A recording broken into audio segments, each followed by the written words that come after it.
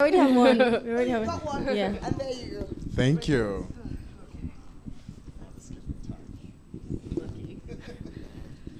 All right, this is the beginning of Binti. I powered up the transporter and said a silent prayer. I had no idea what I was going to do if it didn't work. My transporter was cheap, so even a droplet of moisture, or more likely a grain of sand, would cause it to short. It was faulty, and most of the time I had to restart it over and over before it worked. Please not now, I thought. The transporter shivered in the sand, and I held my breath. Tiny, flat, and black as a prayer stone, it buzzed softly, and then slowly rose from the sand. Finally, it produced the baggage lifting force. I grinned. Now I could make it to the shuttle. I wiped ojitse from my forehead with my index finger and knelt down. Then I touched the finger to the sand, grounding the sweet-smelling red clay into it. Thank you, I whispered. It was a half-mile walk along the dark desert road. With the transporter working, I would make it there on time. Straightening up, I paused and shut my eyes. Now the weight of my entire life was pressing on my shoulders. I was defying the most traditional part of myself for the first time in my entire life. I was leaving in the dead of night, and they had no clue. My 9 siblings, all older than me except for my younger sister and brothers, would never see this coming. My parents would never imagine I'd do such a thing in a million years. By the time they all realized what I'd done and where I was going, set foot in their home again. My 4 aunties and 2 uncles who lived down the road would shout and gossip amongst themselves about how I had scandalized our entire bloodline. I was going to be a pariah. Go, I softly whispered to the transporter, stamping my foot. The thin metal rings I wore around each ankle jingled noisily, but I stamped my foot again. Once on, the transporter worked best when I didn't touch it. Go, I said again, sweat forming on my brow. When nothing moved, I chanced giving the 2 large suitcases sitting atop the force field a shove. They moved smoothly, and I breathed another sigh of relief. At least some luck was on my side. I'll stop there.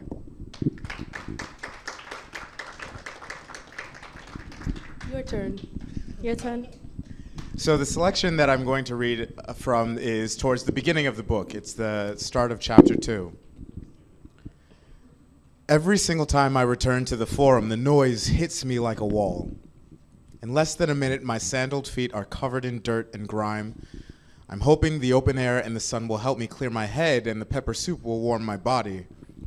I look at the new lion tattooed into my forearm. It still burns. Prince Harris's sin is staying with me longer than usual, which I guess isn't surprising considering how big that Inisisa was. The roar of the crowd settles into a muffled quiet, but if I strain, I can pick out a snatch of conversation about someone's cousins coming to visit or about the rising price of dates. Northern and southern Kosian accents mingle together. Above it all, a crier stands off to the side of the thoroughfare, singing holy verse in a voice that booms out over the crowd. Farther down, the smells announce the open market. A mix of imported herbs, the syrupy sweetness of deep-fried puff-puff, the tingling spiciness of pepper soup with fufu. Stray too far, however, and it all starts to smell like sweet, sour refuse. Between the jeweler stalls, glinting with crystals and rings too bright and numerous to be real, are the book traders. They display their forbidden wares over spread cloth, ready to be snatched up at a moment's notice. The books are mostly different versions of the Word, the holy text that governs our lives. The pages are folded into cylinders, and you put the book to one eye to watch the text spiral and form new words as you read. Some cylinders are simple, tough leather fabric with black ink. Others are more colorful and ornate, displaying flamboyant curving script. I've looked through enough of these vessels to know that half of them contain not religious doctrine, but secret histories, forbidden alternate tellings of the origins of Kos, the world, texts proclaiming that sin can't be bought or sold or eaten. I spot a kid twirling one of the books in his hands. He's got the thing pressed up against his face, burying his nose in it. I lean back a little bit and can see that the insides don't have words but drawings. I know this book. The book trader sells adventures. Young Aki questing to find a magical amulet to purify all their sins, or something like that. 2 stalls down past the herb seller is a guy who sells stories of princes and princesses who look a lot like the Kayas. They're never named, but everyone in Coast knows who the prince is that got caught in another lady's bedchamber in last week's installment. It was probably Harris. The real people in Coast, the people getting dirty in the forum, the people trying to make their way through the dozen or so languages being spoken at any time, they know the royal family isn't pure. We all know. Many of us eat their sins. We just have to pretend they're pure as river water so we don't get strung up by the gates in front of our families. And so I can keep earning Ramsey coins to send back to my family. Oh yeah, child, buy it or leave. This is not a library.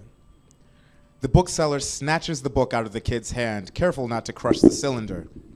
I glare at him and dig into my pocket to find the marker from Izu. I'll pay for the damn book. Let the kid enjoy his adventures. But then I pull the marker out and suck my teeth. He shorted me even more than I thought. This is barely enough for me to send back home to my family.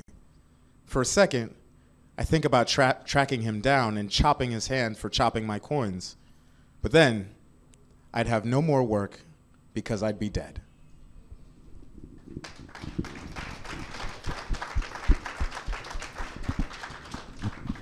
Thank you for that. So in both books, your main characters are young teenagers just trying to figure out life, and judging from your own life experiences and your own ages, it must have been an experience to write from those perspectives. I wonder how difficult or easy it was for you to write from those perspectives, and why you decided to write from those young perspectives. Well, so this is the very first young adult book that I've written. Everything up until then, and I'd been writing since I was a child. Everything up until then I'd written was adult fiction, or I guess what for marketing purposes we would call adult fiction. And I'd been trying to get published for like 15 years, writing novel after novel after novel, querying agents, getting in touch with editors at small press publishing houses, and basically getting no after no after no after no after no. And so eventually with this, I decided to try something new, and I decided I would write a young adult novel. And what I discovered was actually it was liberating. Just the simple act of time travel that allowed me to inhabit the self that had a lot of the fears that this 15-year-old has, a lot of the worries, a lot of the preoccupations, being awkward around girls, like not knowing how to sort of, still figuring out how you're moving through the world, having what are essentially younger siblings and trying to be, and failing more often than not at being an older brother to them. I realized that it was actually simpler than I had expected to be able to do that.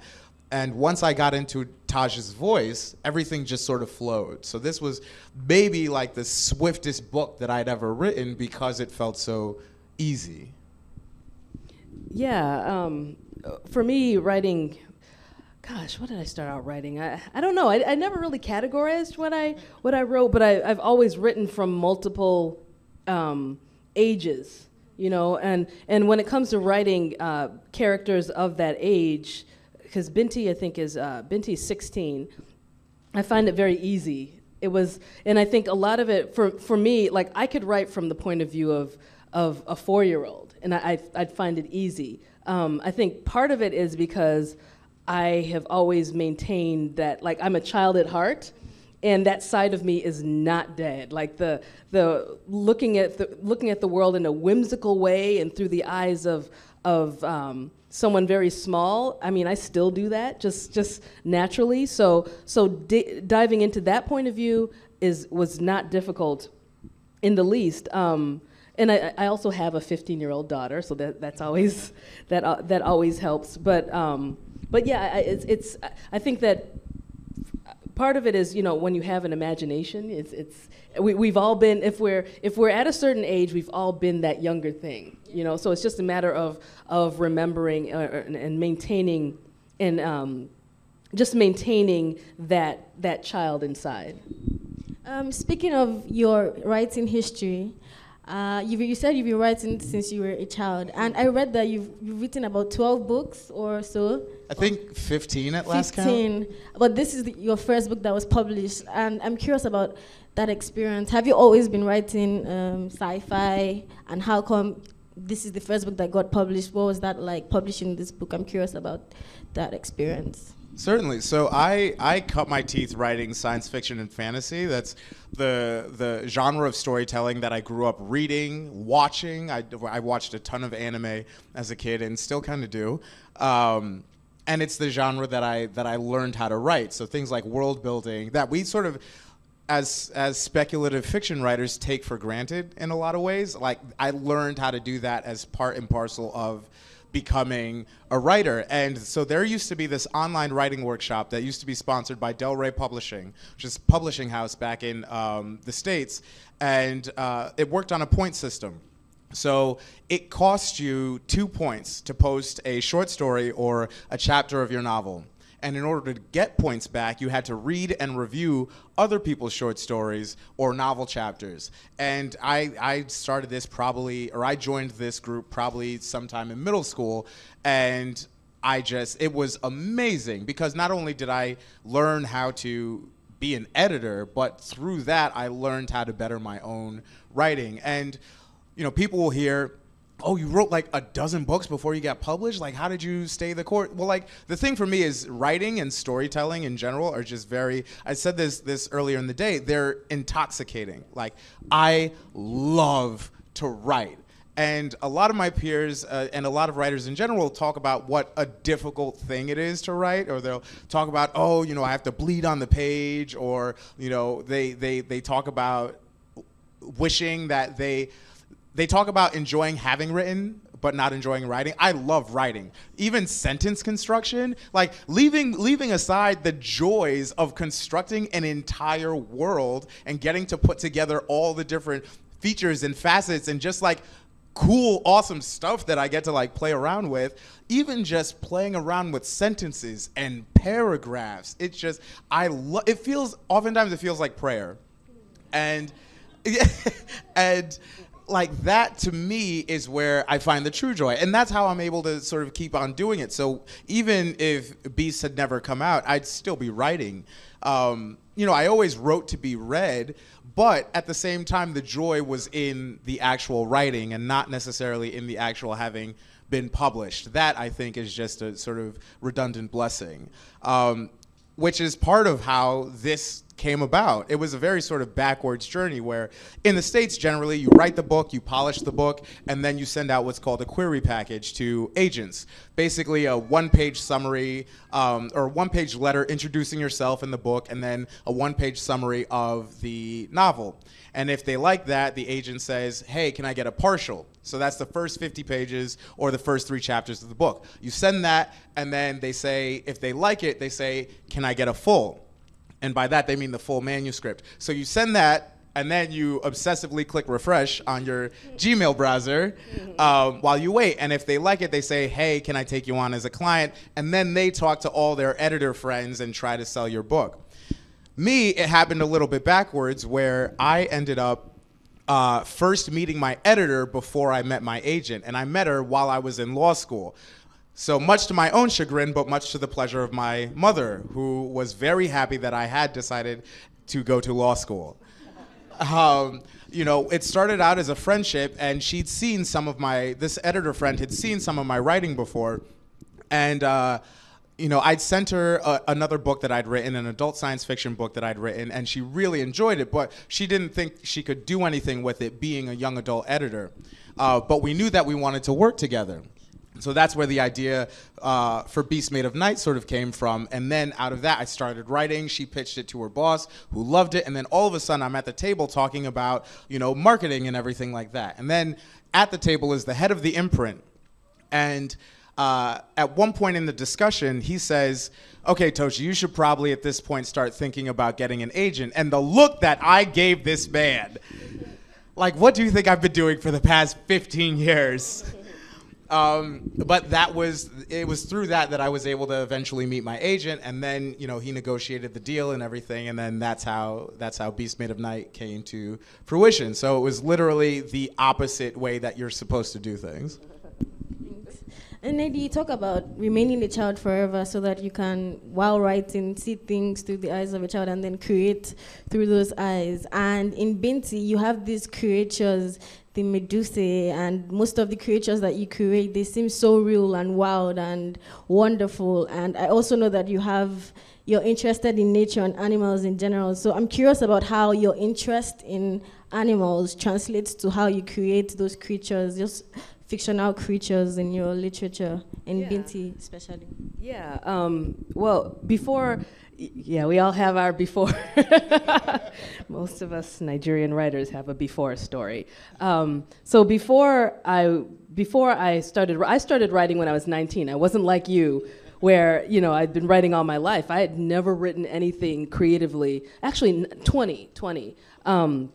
And so before that, I'd wanted to become an entomologist, which is a study of bugs. I have always loved bugs. So if you see me looking at strange things outside, that's why I love bugs. So yeah, since I was little, since I could remember, there was something about the insect world that has always fascinated me. And I think that when I look back, I think that links very directly to me being a writer, because with the insect world, you have to look closely. You have to be paying attention to see anything, to see any of the spectacular insects. A lot of times they're very tiny, and you have to be looking. So with writing, it's the same thing. You have to have your writer's eye open to be able to spot those stories that need to be told. So yeah, from a young age, always interested in these creatures, and it wasn't just insects; it was also birds as well. I had an obsession with birds and just nature as a whole. And so when I started writing, that doesn't go away. That kind of thing is it's part of you. It doesn't go away. And when I started writing, I didn't start thinking. Like with the first stories that I wrote, the first story that I wrote was memoir. And because of my strange perspective and the way that I see the world, it had fantastical elements. So I wasn't thinking, okay, I'm writing a story that's fantasy. I was writing about something that literally had happened, and just the strangeness of the way I see things, it had fantastical, what other people would consider fantastical elements. So all of that kind of seeped into what I was writing. So there's that. But one thing about writing is that it's very personal, and whatever's in you comes out, it bubbles forth. And so therefore, that's where the creatures come from. There are lots of creatures in every single book story that I've ever written. And like my attention to detail and my obsession with aspects of these creatures often comes out in the form of aliens and other fantastical beings. Now with Binti, so Binti is about an African girl who, and I say African because it's set in the far future, and I can't specify. If I were to specify, no one would know what I was talking about, like in terms of what country. So it's in the far future. So it's about an African girl, comes from a very traditional family. And in the far future, aliens have come to Earth and kind of become part of Earthlings. So you have aliens, and there's alien contact, all of that. So this African girl, who is Himba, she comes from a very traditional family. She is aggressive, and she's a mathematical genius, and she wants to go to the finest university in the galaxy. She applies in secret, even though in her family everything has already been mapped out for what she should be and who she should be and what she should use her intelligence for. But she applies to the finest university in the galaxy. She gets in and wants to go, and she ends up leaving her family to go. So this university in the galaxy is only 2% human, and so it's a whole thing, but she ends up going. Some stuff happens, some very unexpected, violent things happen on the way there, and she meets this group of aliens called the Meduse, and the Meduse are like, they look kind of like giant jellyfish. And their ways are completely foreign to any kind of human anything. So the way I came up with the Medusa was, one, I saw the first jellyfish that I'd ever seen in the United Arab Emirates. I was there. I saw the first jellyfish I'd ever seen that was alive and in the wild, you know, not in an aquarium. And so that I felt like that jellyfish needed to be immortalized in some way. And so that was part of where that came from. But also what's interesting about the Medusa is that there was someone that I knew who came from a very specific culture that was very foreign to me, extremely foreign, and we were very good friends. And the fact that we related, despite the fact that his culture was so different from mine, I kind of used that to create the Medusa, and that's no insult to him, but you know, you take inspiration from wherever you go. So it's the creatures that I have they're both based on the natural world, but there are also other elements as well. So I've been throughout while I was reading Binti, I was calling it the Medusa. I didn't know it was the Medusa. Medusa, yes. Yeah. And then it's interesting because in both your books, I mean, you have, I know naming and writing is hard. Even to name a character is so hard. But you have all kinds of creatures, cities, characters that you name, and you just keep naming, and you're so specific about the name. So I'm wondering, how do you decide on a name, and why do you choose a name? Like, what makes it stick? How does it happen? I'm curious about that. Oh man. So like that for me, that's just part of the world building process. And it used to be back when I was younger and basically writing Dragon Ball Z and Gundam Wing fanfic, that I would just like make up whatever. I would just like change a letter in an existing character's name, and like that would be my character. But now one of the things that I think about a lot is representation, and by that, whether it's like a creature or a character or what have you. So in Beasts, I made certain that I gave characters names that would be recognizable to people who I know who don't normally get to see themselves in books, particularly in these sorts of books. So you go to, you know, any bookstore in the States and you pick up any random novel in the young adult section, how many of them are going to have Nigerian names in them? So that was very important to me. And then also with regards to naming, you know, sort of parts of the city or you know, specific creatures, one of the things that I think a lot about is translation and, you know, foreign words and the ways in which meaning can translate over, you know, across languages. And yeah, so one aspect is in Beast Made of Night and Crown of Thunder, the sequel, algebra is really important, which is, you know, quite ironic given how much I personally hate algebra. I was never good at it. Oh my goodness, I was horrible. I just had bad math teachers in the States. That's really what it was. But when I looked into the origins of algebra and realized that it came from al-Jabr, like this, it had Arabic roots, I was like, wow, this is extraordinary. And then the fact that al-Jabr translates to the reunification of broken things, like that's the most beautiful thing ever, right? And like stuff like that, I think is really, really, really important to me. And a lot of it too will be just happy accidents of discovery that I get while researching. So I'll be trying to figure out a particular aspect of the world, I'll look into it, and then all of a sudden I'll realize, wait a second, there's this very beautiful origin story for this discipline that I hate with a passion, but that one of my characters is really, really good at. And so that's where some of the naming comes from. Thank you, Nnedi. Yeah, I like that, the happy accidents, that happens a lot for me as well. Like, I think about like the title of Who Fears Death. Like, for a long time, that book took me 6 years to write, and it had no title. You know, and I kept, you know, for me, if I don't know the title immediately, it's hard. It's very hard. And so it was hard with that one. And I remember while I was writing it, I took a family trip and we came here to Nigeria, and I met my cousin's fiance. And I remember asking him what his last name was, and he said it was Onyebuchi.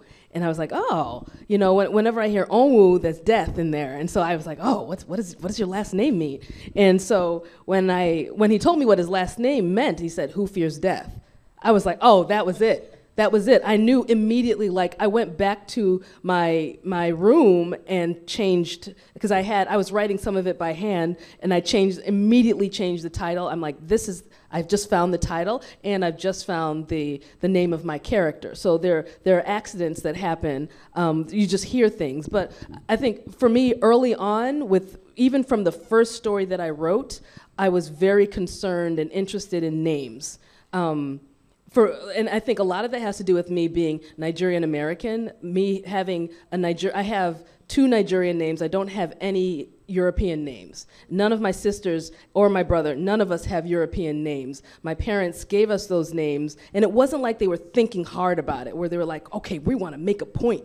They just were like, we're not giving our kids any European names. And they knew, because we were growing up in the United States, that those names meant a lot to us. Those names would root us and link us more strongly to our cultures. So that, even before I started writing, I was very aware of the importance of names. So even growing up in the United States, having a name like Nnedi, you know, and Nnedi, I know that's how you pronounce it, fine. But yeah, so I know how to say my name, so nobody correct me, please. It's happened before. But growing up with that kind of name in the United States, where the NN just throws Americans off, they're just like, are you sure you're spelling your own name right? I've been asked that over the year. I think I was asked that last week. Wow. So that struggle to, instead of dropping the N or making it easier for people, I knew to kind of keep pushing and always correct and go through the trouble. And because of going through that trouble, I became that much more endeared to my culture. So like the names, especially for those of us in the diaspora, very important. And so that translates to, when I started writing, I knew immediately from the beginning that names were important, and also that I wanted to shift that default. I wanted to shift the default away from Western names. So my characters always had Nigerian names. And that was something that I was very conscious of. I thought about, okay, this is primarily going to be published in the United States. Readers aren't going to be able to pronounce these. They're not going to even understand, you know, why this character is named this, because I always also thought about the meaning as well. But I was like, I'm going to put that in there anyway, and let them struggle with it. Over time, they'll learn. If they see the name Ngozi enough times, they'll know how to pronounce it eventually. And that's been what's happened. There were some other things that I want to say, but also, and shifting the default. It's not just with the human characters. I've had, like, in Binti, there's a character named Oku. One of the Medusa characters, his name is Oku, and Oku has, you know, he has an Igbo name. It means word, and that was very intentional, because, like, in a lot of science fiction and fantasy, there is that tendency to just make up a bunch of gibberish and have the alien be called that. And then there's also the tendency to have it have like a Western or an English word for a name. I wanted to shift that default. I wanted to shift it to be, okay, let's have an alien with an African name. You know, what would that be like? An alien with a Nigerian name, an alien with a Sudanese name, or this creature from the deep that has some kind of African name. That's very conscious when I give them those names, because I'm really, that whole moving of the default, where instead of the default always being Western, moving it to being something else, you know, there's something powerful in that. Thank you. Speaking of cultures and diaspora, interestingly, you're both Igbo and you're also both American. And with all the conversation regarding Biafra cessation and racial injustice in America, there's in Binti as well, and in Beast Made of Night, there's a theme of like a subdued culture where someone from like the Aki are subdued, and Binti comes from a culture where they're kind of relegated. Oops, my ring fell off. And then I wonder if these themes, these real life things, influence your writing, and if it was deliberate, or if you just kind of sipped in. I'm curious about that. It was absolutely intentional on my part. So when, in the run-up to Beast Made of Night, and part of what inspired it was after law school, I did a lot of civil rights and social justice work. So I worked for the Attorney General's office in New York State, and particularly with their Civil Rights Bureau. So, employment discrimination, housing discrimination, whether on the basis of race, of gender, of religion, et cetera. Our job was to enforce civil rights legislation for the citizens of the state of New York. I also did work with regards to the incarceration of youth in New York County jails. And then after that, I worked for the Legal Aid Society, basically doing criminal defense work, but for parolees on Rikers Island. So during all that time, for every single day that I came into work, I was being confronted with these issues of sin and guilt and crime and punishment. And it's impossible to avoid looking at the racial disparity with regards to our criminal justice system. The severe disproportionality with which people of color, men of color, are imprisoned, are jailed, are caged in America, are sort of sifted through or shoved through the criminal justice system from childhood, basically, through schools. They get basically suspended into jail, and it just sort of goes from there. And it made me think a lot about who gets punished for what and why. And there's a very obvious sort of racial element there that I wanted to write about, but at the same time, I wanted to write about it in an all-black society. So that was where the idea of tattooing came from. Or also, I just really love tattoos. But I wanted to have characters whose entire movement through the world was determined by how they looked. So if you see an Aki coming from the other side of the forum, you know immediately that that's somebody that you can kick. That's somebody that you can step over in the street. That's somebody that you can cheat, that you can rob, that you can spit on. And just like how in America, the color of your skin can be the single greatest determinant in the ease or lack thereof with which you are able to move through your life in that country. And it was very, very, very important, particularly given the young adult audience, that I write about that. Like, that was really, really, really intentional. And another thing that I wanted to write about too was classism, because you notice, particularly in Nigeria, classism is a very real thing. So even if you have a society where everybody's the same race, everybody's the same color, you're still going to have that division. And I wanted to write a story in which characters were subjected to that. I'll try to be quick since we have 10 minutes and I want to get to the questions. Yeah. My bad. We're both long-winded, so it's hard. Let me see. Okay, minorities and it's in Binti. It was a little different. One of the inspirations behind writing Binti, there were several, but one of them was a trip that I had made to the United Arab Emirates and seeing how Black Africans were treated there, and it wasn't good, and I thought long and hard about that. So that was one of the foundations of Binti, coming from a minority group that's in basically an Arab, not Arab world, but like not country either, because it's not just place where her people, so Binti is Himba, which is an actual ethnic group from Namibia, right? And so it's set in 500 years in the future. So she's living in this her community is very small, and the Himba people are a minority group, a very small minority group amongst the Kush, who are basically Arab, right? And so there's great discrimination against the Himba people, but also the Himba people are very technologically advanced. They created technology called an astrolabe, which is a really hyped up cell phone. Basically, that's the only way I can describe it. It's just far more sophisticated, but the Himba people are the creators of that item that everybody uses, including the Kush. So like you have this, what I intentionally wanted to do was have this minority group that's dealing with this discrimination, but have them be technologically innovative as well. And so, yeah, that was important, yeah. Technology and math really play large roles in both your books, and it's very interesting, and I would have a long conversation about that, but we don't have much more time, so I'm going to throw it out to the audience for questions. Here, 1, 2.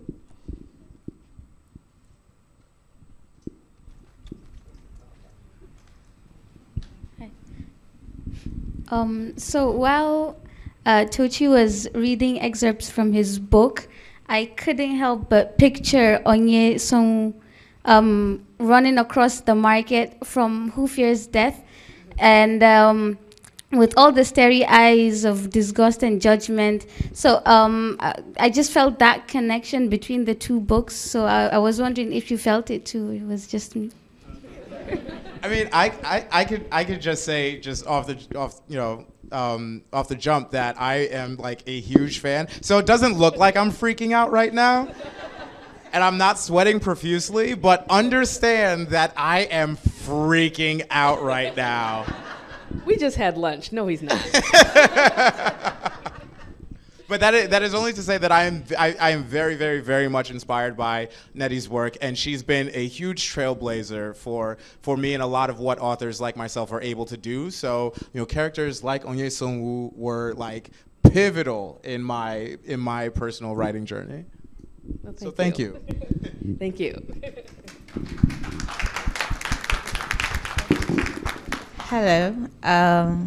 So I'm a huge fan of young adult, and I would say that one of the themes I notice in young adult fiction is the discovery of self of the protagonists. There's usually a journey, whether it's geographical or psychological, along which they discover who they are, what they're made of, and all of that. So, which leads me to my question. I always think that writing in itself is a journey. And in writing Binti and Beast Made of Nights, was there anything about yourself you discovered about yourself along the way? That's a great question. I think that, well, the inspiration behind writing Binti, the beginning that I read was about her leaving. She was leaving in the night to leave the planet. She's leaving her home. She's leaving everything that she knows. And part of the inspiration behind even writing Binti was because I tend to write. I write pain. I write difficulty, and I love writing too. That's what keeps me going as well. But one of the things that I tend to do is like when I'm in pain or when I'm in some kind of turmoil, I write it out. And Binti was very much a result of that. I had no contract or anything when I wrote Binti. I just wrote it. And what had happened was that I come from a very insular family. We're very, very tight-knit. Nobody leaves. We're all in the Chicago area. My mom, my siblings, all of us in the Chicago area. Nobody leaves. And I had gotten this dream position as a professor at the university at Buffalo. It's like 3 times as much pay, half as many classes. It was just a dream position. And I could teach science fiction, all of that. And it was in New York. And I'm in Chicago, and everyone, you don't leave. And I accepted the position, and I went, and my family was not happy. They were like, this is a mistake, we do not want you to go. They basically disowned me for like a year. And so when I got there that August at the beginning of the semester, the only thing I could think of, because I was just thinking of like, okay, did I just make the biggest mistake of my life? I've left everything that I know. I'm here by myself. It gets really cold here, and the only thing that I could do was start writing. And that was the beginning of Binti. Binti is, I wouldn't say she's me, but she's very much a part of me. And when she leaves, and basically, and this isn't too much of a spoiler, it's in the beginning of the book, whatever. And it's been out since 2015, so, oh well, you had your chance. In the very beginning, when she leaves to go to the university, and she's on this ship that is full of people who she doesn't know, who are not like her at all, but she's kind of met her people because they're all academics as well. She's having the time of her life, and you think the story's going one way, and it goes the other way because suddenly their ship that's going to this university is invaded by aliens, and everybody is violently killed except for Binti, right? So the reason, the way I came up with that plot element was because I was thinking, okay, I'm in this, I've made this decision. What if my family was right? And I just went in that direction of like just thinking of the worst thing that could possibly happen. And that's how I wrote that part of Binti. And so in writing Binti part 1, part 2, and part 3, I kind of learned, I worked through a lot of those fear. It was like working through fear.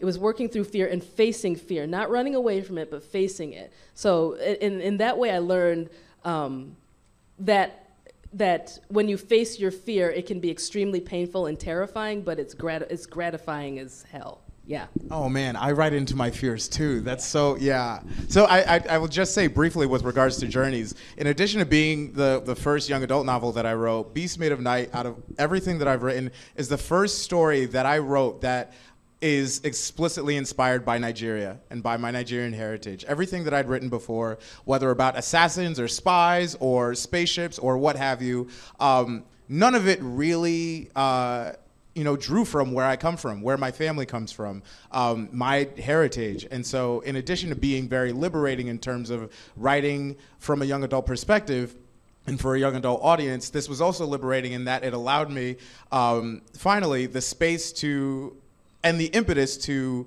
reconnect with where I come from. Because formerly I'd felt rather alienated from it, and this was sort of like an umbilical cord of sorts to bring me back to the place of my birth. Spiritual birth. Yeah, I also noticed that in both your books, the characters lose everything. And I was wondering, like, why do they have to go through so much pain? Why? So any more questions from the audience? One hand there. There. Hello, this question is for either of you. You're both welcome to answer. So with this like very interesting new resurgence in the interest of Afrofuturism across music and visual arts as well, I'm just really curious to know maybe some of the differences in how it's received and compared in the diaspora and then compared to people back here. If you can speak and comment on that, because it's a conversation that I'm finding keeps coming up. So I'd love to hear your perspective on that. Thank you.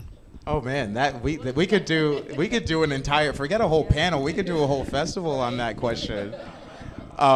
I would say, so Afrofuturism, just very briefly, is American in origin, and in my estimation, comes out of this sort of mythic longing for this Edenic sort of Shangri-La inspired Africa, and I think it's very differently conceived of and received in the United States, where it arose out of that sort of need and longing and whatnot. So it's been interesting hearing Afrofuturism brought up in this particular context, because it's not necessarily in its original vision something that was meant for Africans on the African continent. And I think with regards to Africans on the African continent, there's all types of incredible speculative fiction that you guys are like writing right now and like have been writing, and that it's been so inspiring to read and whatnot. So I think there are ways of envisioning African futures that don't necessarily have that label attached to them. Yeah, all that. All that. I think that what needs to be understood, we need to interrogate, what does Afrofuturism mean? Because I think that a lot of times it's used as a blanket term, sort of, for all black science fiction, and they throw fantasy in there, I don't know why. But in doing that, it's still, the default, the focus is still American.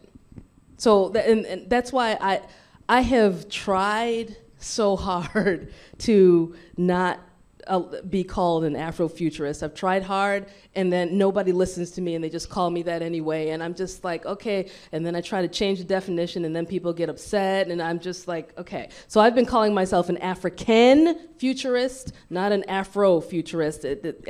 African futurism has a completely different definition, even though it is connected to Afrofuturism, and I'm not going to go into that definition. I'd rather write it down, because typically if I were to say that here, somebody's going to tweet it, and then it would go viral in bad ways. I see y'all on your phones tweeting. So no, I refuse. I want control over the way I define it, if I want to define it, and I really don't want to define it. But I think that we need to be cognizant of that default towards the West. We need to be, because if we're going to call everything that is basically black science fiction, if we're going to call that Afrofuturism, we have to understand what we're doing when we do that. and I'll stop because I can keep going, as you said. So regarding her question as well, and Black Panther has been brought up a lot in a lot of panels today, and I'm curious about something. You talk about writing about a future, a far future, and you don't in Binti and in Beast Made of Nights, you don't use already known African countries or cities. You invent African countries or cities. No, I'd say that, like, I wouldn't say that. You want to finish your statement? Did I cut you off? No. Okay. No, it's like, for example, with Binti, the Himba people do exist. When I look at things in the future, in Who Fears Death, that is you see a blend of Tanzanian, Sudanese, Nigerian. God, those are the ones that are rolling off of my memory right now. Cultures. You see cultural practices. So it's not that we're just making stuff up. We're taking from what is and then extrapolating and looking forward. So it's not. I would say a lot of what I write, some of it is whimsical, but it's not just just la la, and just make up this fun thing and look at what I made up. The connections to, at least from what I'm writing, and I believe from what you're writing as well, the connections are direct. They're direct. If we're looking in the far future, you're writing about a future, Nigeria or Biafra. Yeah, I should let you speak on that. But you're writing that, and you're going to take from what is. You're going to take from the past and the present, and then move into the future. That's what those of us who are writing science fiction do. We're not just making stuff up. We're taking from. We're extrapolating. Yeah.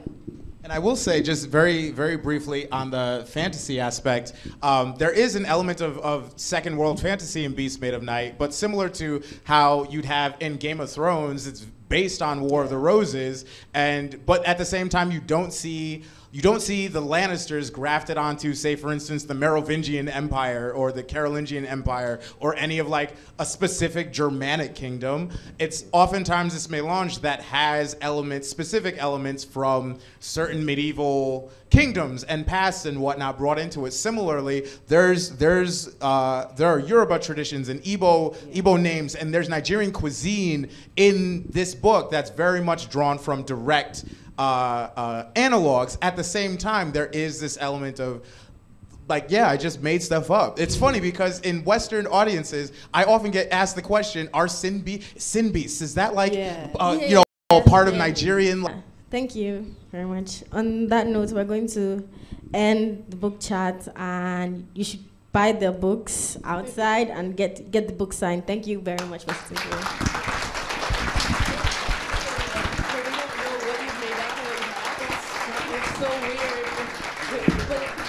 We're gonna do something special. So, but first of all, I would really like you to give another round of applause. Wait, to this young lady, Afope.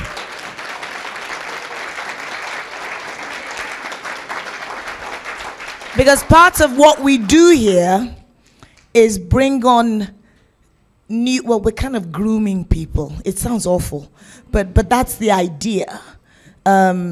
She's not a baby, but to make sure that she can actually sit in conversation with established authors. And I think that's a wonderful thing. Well done. So there's somebody here who has a surprise for Nnedi.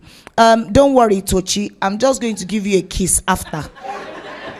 Be satisfied with that. So Abdul Karim Baba Aminu has created something very beautiful, and we want to present it to Nnedi. Nnedi, could you come? Let's see. Or maybe you go up so everyone can see.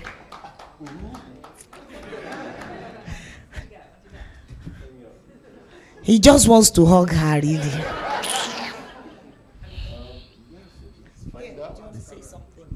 Let's find out. Have one half of the canister.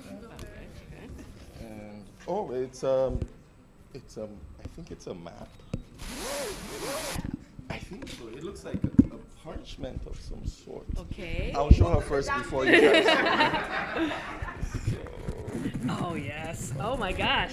It's me. Oh, my gosh. Cool. So you can show them. Yes. Yes, I can show them.